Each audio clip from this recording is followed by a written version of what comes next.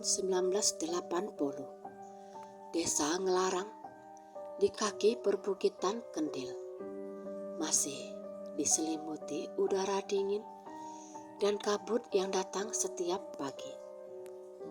Sawah-sawah tampak seperti bentangan kain hijau muda yang basah. Sementara suara ayam jantan bersahutan dari berbagai penjuru. Di rumah kayu berlantai tanah, tinggal seorang bocah berusia 9 tahun bernama Devan, anak sematawayang dari pasangan Pak Doni dan Bu Kanti. Pagi itu, suasana rumah tak seperti biasa. Bau kopi yang biasanya menemani ayahnya tak tercium. Justru suara pintu dibanting dan benda jatuh menghantam lantai terdengar jelas. Devan yang sedang bermain dengan mobil-mobilan kayu langsung menoleh. Dadanya berdebar. Sesuatu terasa tak ada yang beres. Sudahlah Kanti, kalau memang ada masalah, ayo kita bicara baik-baik. Suara Pak Doni terdengar keras namun serak, seperti sedang menahan luapan emosi. Masalahnya, kamu itu makin lama makin tua dan keras kepala. Aku capek hidup seperti ini. Kau membuatku malu saja. Suara Bu Kanti meninggi, penuh kecewa dan amarah.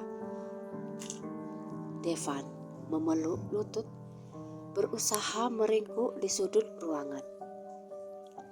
Ia ingin sekali menutup telinga, tetapi suara pertengkaran kedua orang tuanya tak bisa dihindari.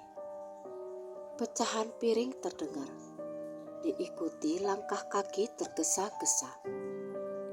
Bu Kanti berjalan cepat menuju pintu, membawa tas lusuh berisi pakaian. Rambutnya yang biasanya disanggul rapi, kini berantakan. Ia tampak gelisah, seolah keinginannya untuk pergi sudah bulat. Pak Doni mengejarnya. Kanti, jangan pergi. Kita bisa bicarakan ini. Bu Kanti berhenti sejenak dengan mata memerah. Tidak ada yang bisa dibicarakan lagi. Kamu sudah tak menarik lagi, Doni. Aku tak bisa hidup dengan suami yang kelihatannya lebih tua dari usianya. Aku sangat malu dan aku ingin masa depan yang lebih baik. Ucapan itu menghantam batin Pak Doni seperti palu godam. Lelaki itu terdiam, wajahnya memucat. Ucapan itu pun menancap kuat ke dalam kepala kecil Devan. Tidak menarik lagi, terlalu tua, tak layak dipertahankan. Kanti melangkah keluar rumah tanpa menoleh lagi.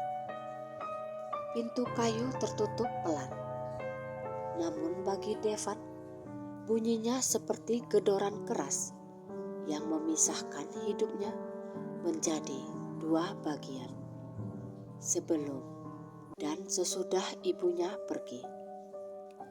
Pak Doni berdiri lama di depan pintu, tak mampu bergerak. Devan hanya menatap punggung ayahnya yang lunglai. Di wajah lelaki itu terlihat kepedihan sekaligus kehancuran. Sejak hari itu, Devan melihat ayahnya berubah. Pak Doni menjadi pendiam, jarang tersenyum, dan lebih cepat tampak tua. Rambutnya memutih, kulitnya keriput, dan tubuhnya makin kurus. Sekali waktu, lelaki itu berkata lirih, "Nak, jangan sampai kamu jadi tua sebelum waktunya. Orang-orang hanya menghargai yang muda dan kuat."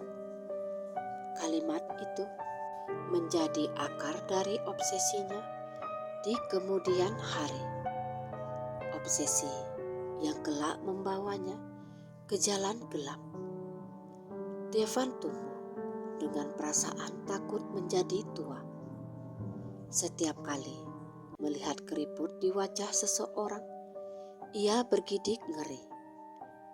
Saat remaja, ia sering menatap wajahnya di cermin, memastikan tak ada garis halus di sekitar mata.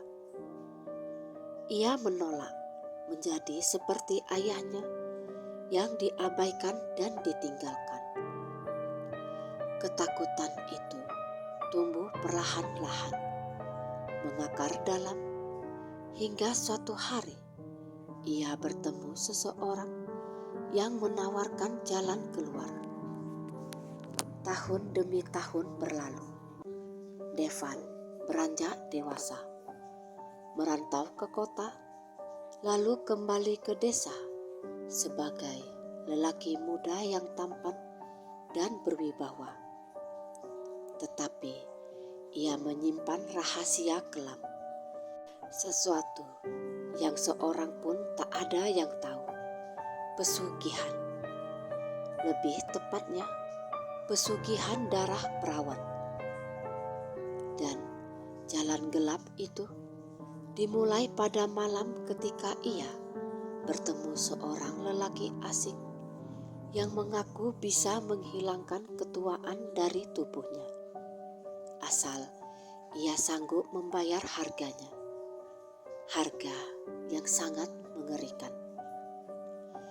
Karena malam itu, Devan diperintahkan untuk melakukan sesuatu yang kelak menghantui hidupnya. Sesuatu yang membuatnya terlihat jauh lebih muda dari usianya.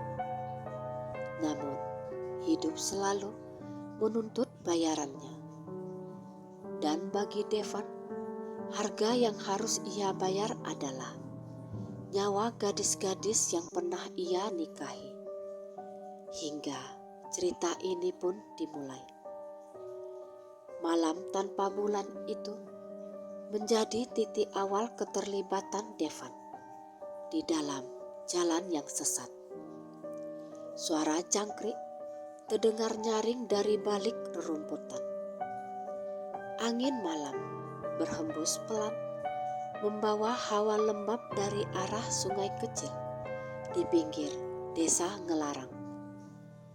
Devan yang ketika itu baru berusia 20 tahun, berjalan sendirian, menapaki setapak menuju gubuk tua yang sudah lama kosong. Ia berjalan dengan senter kecil, meski cahaya temaram itu jauh dari kata cukup untuk menerangi seluruh jalan. Setiap langkah terasa berat, namun rasa penasaran dan ketakutan menjadi tua mendorongnya untuk terus maju. Sore sebelumnya, ia bertemu seorang lelaki tua, berwajah pucat, di pasar desa. Lelaki itu memanggilnya dengan suara berat. "Kau takut menjadi seperti ayahmu, bukan?" Devan terkejut. Bagaimana orang asing ini tahu isi hatinya? Lelaki itu hanya tersenyum samar, lalu memberikan secarik kertas berisi gambar gubuk tua. "Datanglah malam ini. Aku akan menunjukkan caranya agar kau tetap awet muda." Kini Devan tiba di depan gubuk tersebut. Pintu kayunya terayun perlahan, seolah menunggunya Saat ia mendorongnya, ruangan di dalam terasa dingin, jauh lebih dingin dari udara luar. Bau kemenyan menyengat masuk ke dalam hidungnya. Lelaki tua itu sudah menunggu di dalam, duduk bersila di hadapan tungku kecil berisi api biru. Sorot matanya tajam, seperti mampu menembus pikiran terdalam. "Duduklah," ujarnya pelan. Devan menurut. "Kau ingin tetap muda untuk selamanya, bukan?" Devan menelan ludah. "Aku hanya tak ingin cepat tua." "Motifmu berasal dari luka. Luka dari masa kecil yang membuatmu percaya bahwa jika kau menua, kau akan ditinggalkan." Devan terdiam. Lelaki ini bisa membaca pikirannya tanpa ia perlu bercerita panjang. "Aku bisa memberimu yang kau mau," lanjut lelaki tua itu. "Tetapi setiap keinginan besar membutuhkan tumbal." Tumbal?" Suara Devan bergetar. "Darah perawan yang telah diikat oleh janji suci. Kau harus menikahi mereka. Kau harus menyentuh mereka. Dan setelah malam pertama, kekuatan mudamu akan bertahan. Namun umur mereka akan terhenti sedikit demi sedikit." Devan membeku. "Maksudmu mereka akan meninggal?" "Tidak langsung. Bisa 3 bulan, 6 bulan, atau mungkin 2 atau 3 tahun. Tetapi tak akan lebih dari itu." Devan terdiam lama. Ia menunduk, memikirkan masa depan yang selalu ia takuti. Wajah rentah, rambut memutih, keriput yang muncul di sekitar mata, dan tubuh yang tak lagi kuat. Bayangan Bukanti yang berkata bahwa ayahnya tidak menarik lagi langsung menghantam pikirannya. "Jika aku setuju, apa yang harus kulakukan?" tanyanya lirih. Lelaki tua itu tersenyum, memperlihatkan giginya yang coklat dan jarang-jarang. "Kau hanya perlu mengikuti ritual malam ini."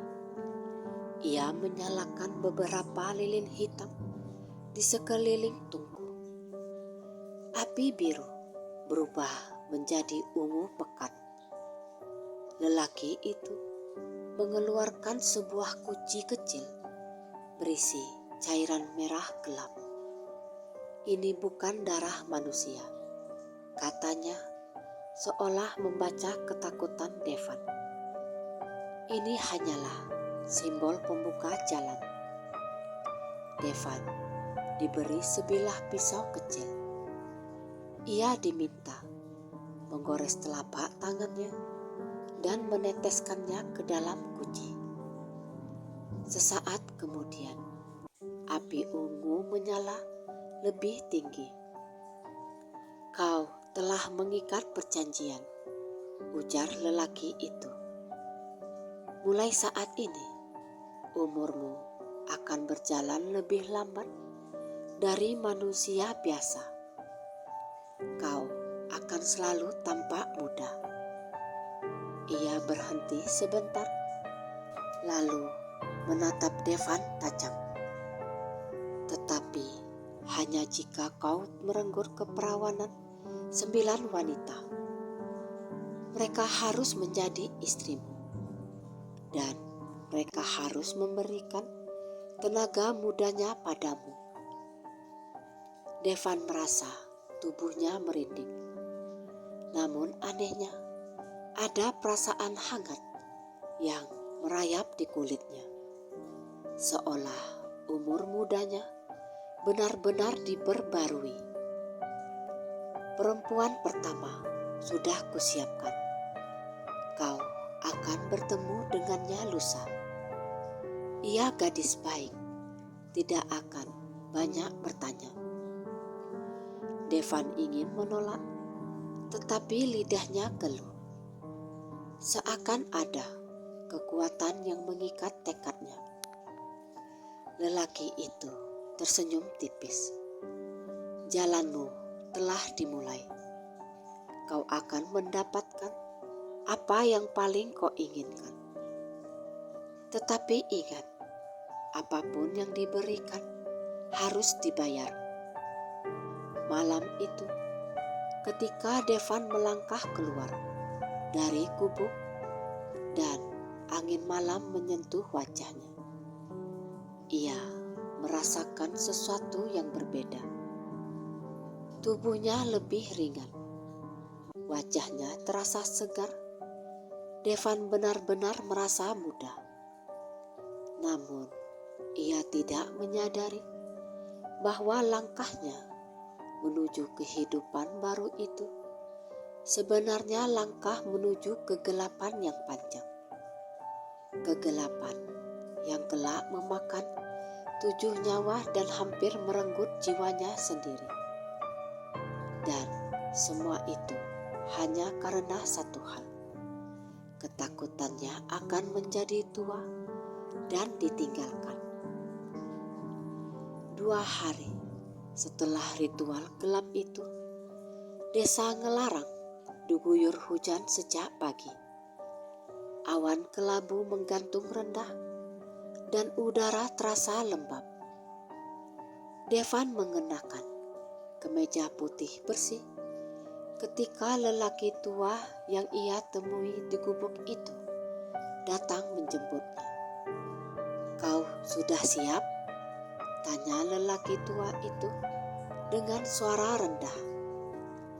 Devan hanya mengangguk.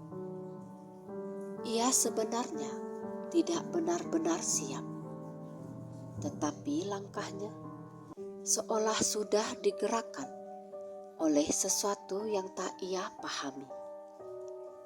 Mereka berjalan menuju rumah seorang janda kaya bernama Burini. Wanita itu dikenal baik hati, tetapi ia kesepian sejak suaminya meninggal 3 tahun lalu. Ia memiliki seorang anak perempuan berusia 19 tahun bernama Mira. Ketika Burini membuka pintu, ia langsung tersenyum hangat. "Ini Devan? Wah, tampan sekali. Silahkan masuk." Mira keluar membawa baki berisi teh hangat. Gadis itu pemalu. Tatapannya hanya sesekali mengangkat pandangan kepada Devan. Ada kelembutan dalam caranya berjalan. Dan Devan sempat merasa bersalah entah kenapa.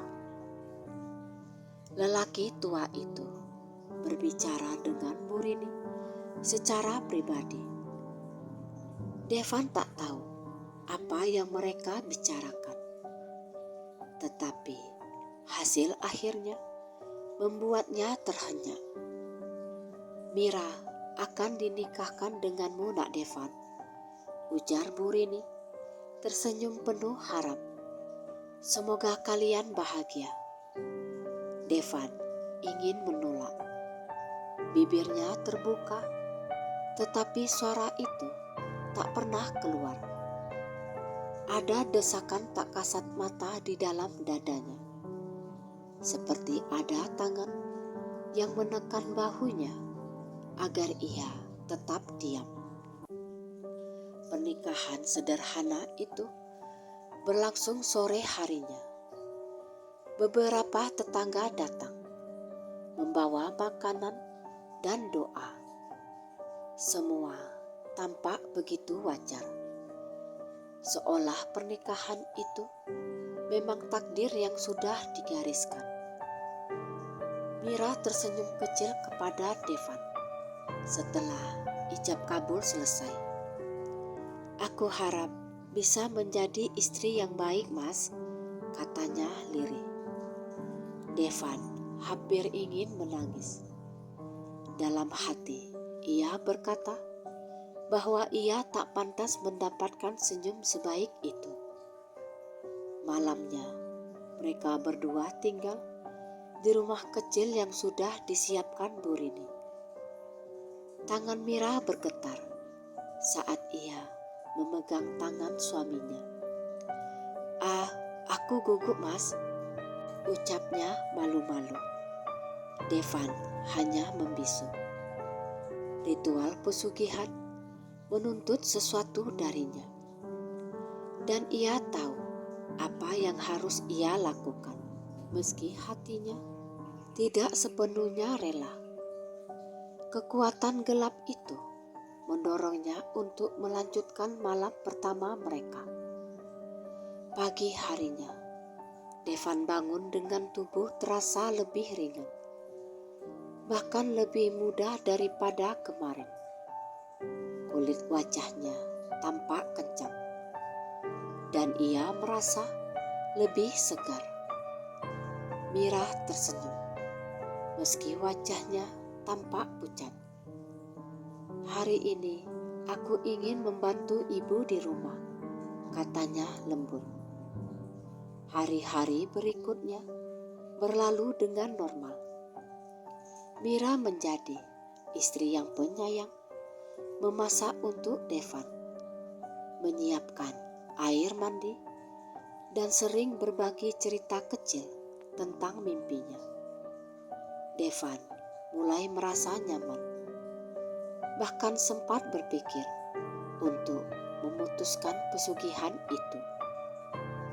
Namun 3 bulan kemudian segalanya berubah. Mira mulai sering pusing, tubuhnya melemah, dan kulitnya tampak semakin pucat. Devan panik, membawa istrinya ke mantri desa. Namun sang mantri tidak menemukan penyakit apapun.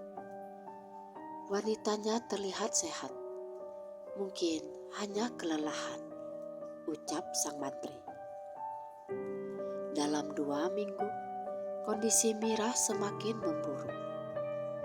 Suatu malam, ia menggenggam tangan Devan dan berkata dengan suara hampir tak terdengar, "Aku bahagia menjadi istrimu, Mas, walaupun hanya sebentar." Devan membeku. "Jangan bicara seperti itu. Kau akan sembuh, Mira." Mira tersenyum lemah. "Sepertinya aku hanya titipan, Mas." Beberapa hari kemudian, Mira menghembuskan nafas terakhir di pangkuan Devan. Devan menangis sampai suaranya habis. Kesedihan itu bukan hanya karena kehilangan Mira, tetapi juga karena ia tahu kematian gadis itu terjadi karena dirinya. Setelah pemakaman, lelaki tua itu muncul kembali. "Tubuhmu lebih muda, bukan?" Suaranya pelan tetapi menusuk. "Apa kau gila? Mira meninggal. Dia wanita yang baik. Dia tidak pantas untuk..." "Itulah harga yang harus dibayar." Lelaki itu menyela dengan tenang. "Jika kau ingin berhenti, kau bisa berhenti. Tetapi kekuatan mudamu akan hilang. Kau akan menua secepat ayahmu." Devan menegang. Menjadi tua, ditolak, ditinggalkan. Ia memejamkan mata, merasa ketakutan masa kecilnya membelit seperti tali. "Masih ada 8 lagi," ujar lelaki itu seolah bisa membaca isi pikirannya. Atau kau ingin kembali seperti ayahmu yang tak diperhitungkan itu? Devan menghela nafas panjang. Dan itulah titik ketika ia memilih melanjutkan jalan gelap itu. Setelah Mira, kehidupan Devan berubah menjadi serangkaian pernikahan dan kematian. Setiap kali ia mulai menua lagi, kerutan di sekitar mata, rasa lelah yang datang lebih cepat.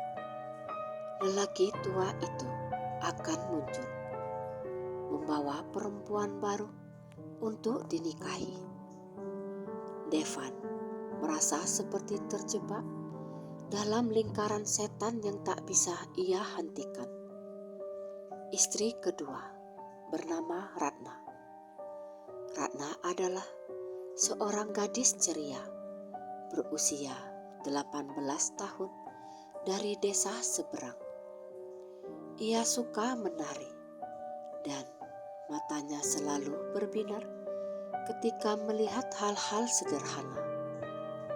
Devan menikahinya 5 bulan setelah Mira wafat. Malam pertama berlangsung dalam suasana penuh kegelisahan. Devan semakin muak pada dirinya sendiri. Tetapi kekuatan pesugihan membuat tubuhnya bergerak seperti mengikuti naluri lain. 3 bulan berlalu, Ratna jatuh sakit. Kali ini lebih cepat. Tubuhnya mengurus, kulitnya pucat, dan nafasnya sering terengah, meski hanya berjalan sedikit.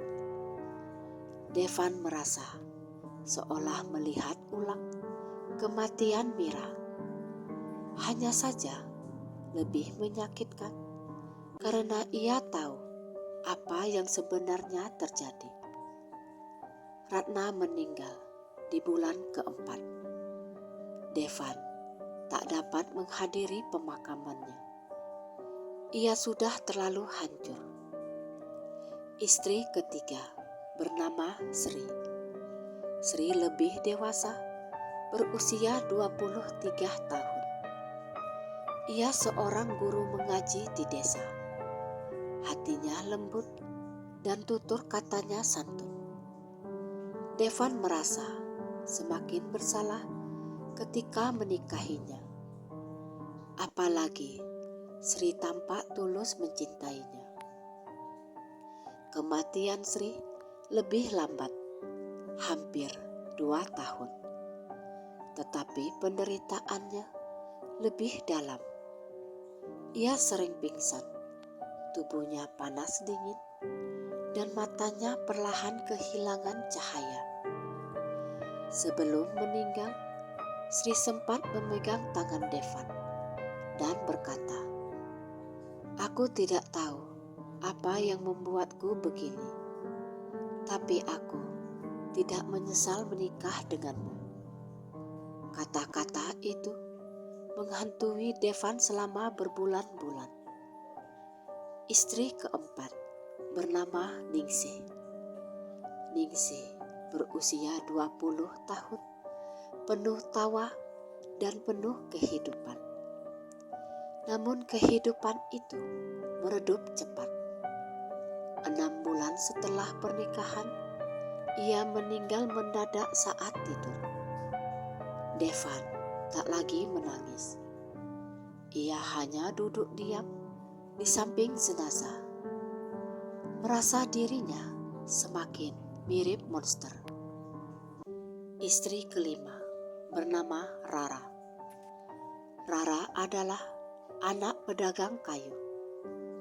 Ia suka membuat anyaman bambu dan sering mengajak Devan bercanda.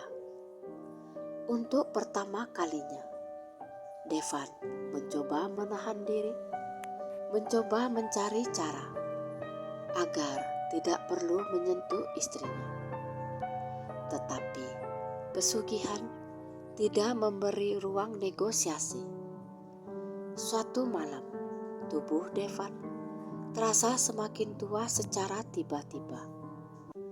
Kerutan muncul, tubuhnya sakit, dan ia merasakan hawa dingin mencekik. Ia mengerti itu sebuah peringatan. Akhirnya ia menyerah. Rara meninggal 8 bulan kemudian. Istri keenam bernama Melati. Melati adalah gadis pendiam dan lembut. Ia sering memandangi wajah Devan, seolah sedang mencari sesuatu di sana. Seolah tahu ada kesedihan yang disembunyikan suaminya. Dalam banyak kesempatan, Melati sering berbisik, "Mas, kamu terlihat gelisah. Kalau ada masalah, ceritakan saja." Devan hampir mengaku, tetapi selalu mengurungkan niatnya. Ketakutan menjadi tua masih lebih kuat daripada keberaniannya untuk jujur. Melati meninggal dalam waktu 10 bulan. Istri ketujuh bernama Lydia. Lydia adalah awal dari perubahan. Ia datang ke kehidupan Devan dengan cara berbeda. Bukan perjodohan dari lelaki tua itu, melainkan kebetulan takdir. Devan bertemu Lydia di pasar ketika gadis itu tengah memilih bunga melati. Tatapan mata mereka bertemu, dan untuk alasan yang tak ia pahami, Devan merasakan sesuatu bergerak dalam hatinya. Lydia berusia 21 tahun. Parasnya cantik, tetapi bukan kecantikan yang mencolok.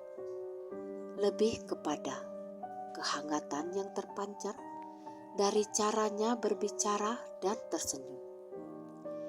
Mereka berdua saling menyukai tanpa dorongan siapapun. Ketika lelaki tua itu mengetahui hal ini, ia berkata, "Kebetulan yang menguntungkan. Kau bisa menjadikannya istri ketujuh."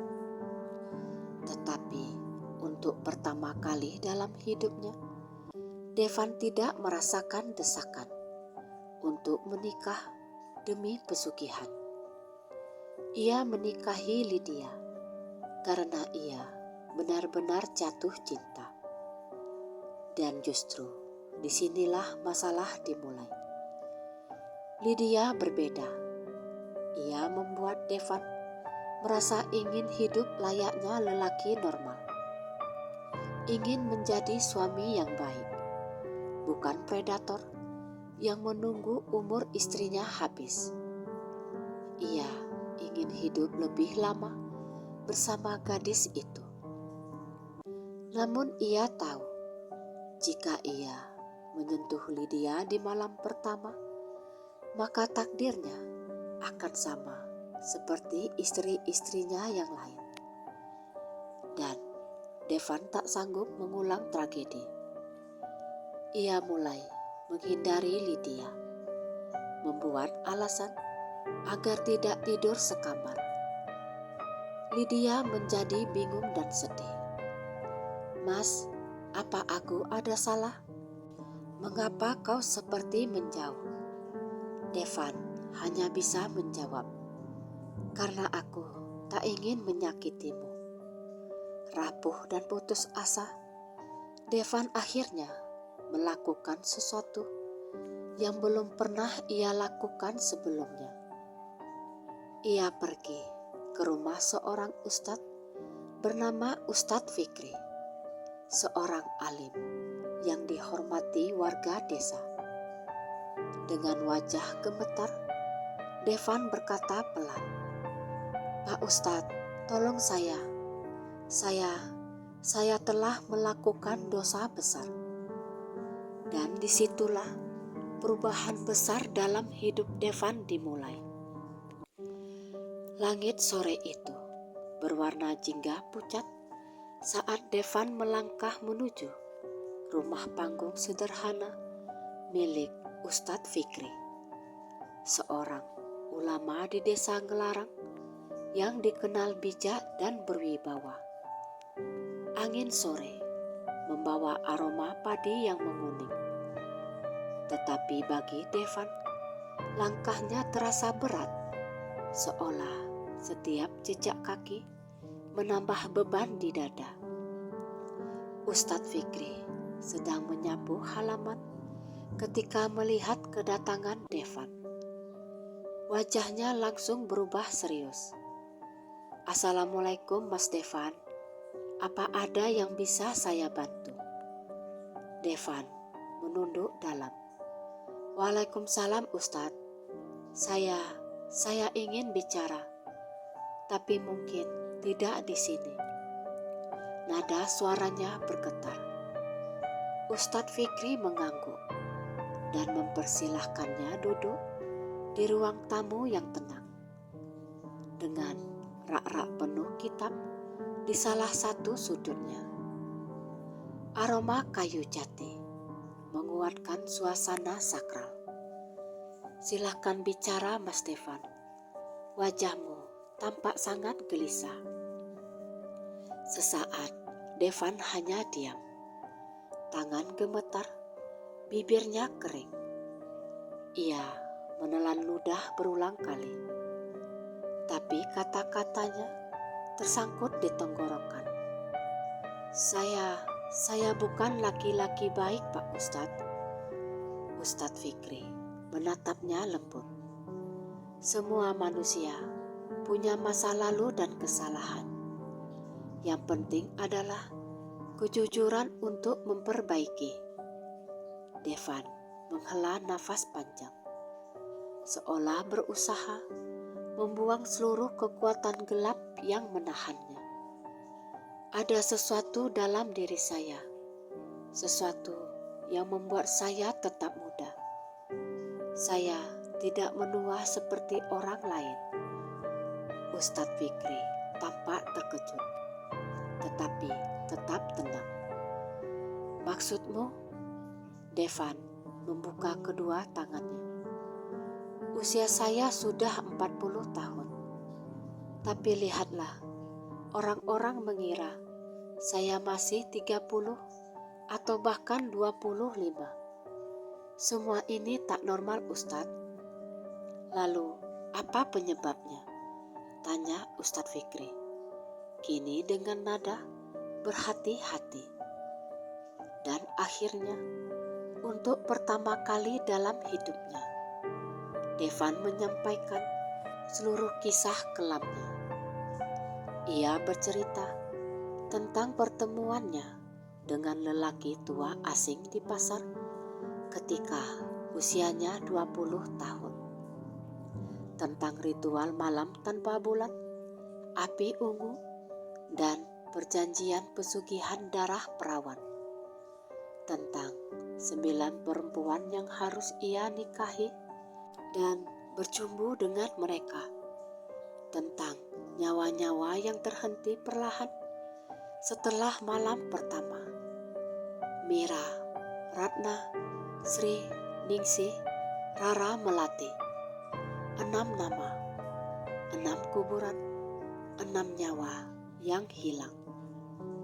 Ketika menceritakan itu, Devan menangis sesungguhkan. Tangannya menutupi wajah. Seluruh tubuhnya bergetar seperti orang yang diserang demam.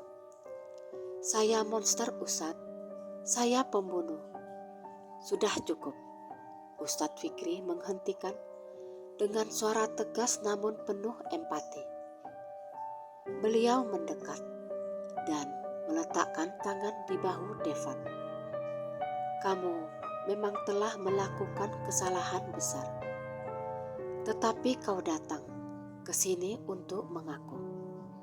Itu berarti kau masih punya hati nurani dan pintu tobat masih terbuka untukmu. Devan terisak. Saya tak ingin Lydia bernasib sama. Saya sangat mencintainya, Pak Ustadz. Pertama kali dalam hidup saya mencintai seorang perempuan. Nama Lydia disebut dan ekspresi Ustadz Fikri berubah. Berapa istri yang sudah kamu nikahi? 6, Ustadz. Dan Lydia seharusnya menjadi yang ke-7.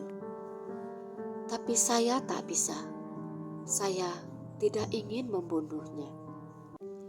Ustadz Fikri memejamkan mata sejenak, seolah merasakan beratnya dosa Devan. Setelah menghela nafas panjang, ia berkata, "Setiap ilmu hitam, setiap perjanjian gelap selalu bisa diputus. Tetapi prosesnya tidak mudah, Mas Devan. Bila kamu sungguh-sungguh ingin bertobat, kau harus siap menghadapi gangguan dari makhluk yang selama ini memberi kekuatan itu." Devan menatap Ustadz itu dengan mata merah dan penuh putus asa. "Apa saya masih bisa lepas dari perjanjian itu, Ustadz?" "Tentu saja bisa. Tapi kau harus jujur pada Lydia. Dan kau harus siap menghadapi balasan dari pihak yang memberimu pesugihan." Devan gemetar. Lydia tak boleh tahu. Dia pasti akan takut dan akan meninggalkan saya. Justru karena kau mencintainya, kau harus jujur dan kau harus melindunginya, tegas Ustadz Fikri. Keheningan panjang menyelimuti mereka. Hanya suara burung gereja dari luar rumah yang terdengar. Akhirnya Ustadz Fikri menambahkan, "Kita akan mulai ikhtiar ini besok malam. Tapi hari ini kau pulanglah. Temui Lydia, beritahu dia bahwa kau akan berjuang memperbaiki semuanya." Devan mengangguk, meski wajahnya terlihat ketakutan. Namun, untuk pertama kalinya sejak bertahun-tahun, ia merasa ada cahaya kecil di ujung gelap hidupnya. Ia pulang membawa secercah harapan. Tapi ia belum tahu bahwa badai besar akan datang sebelum harapannya benar-benar menjadi nyata.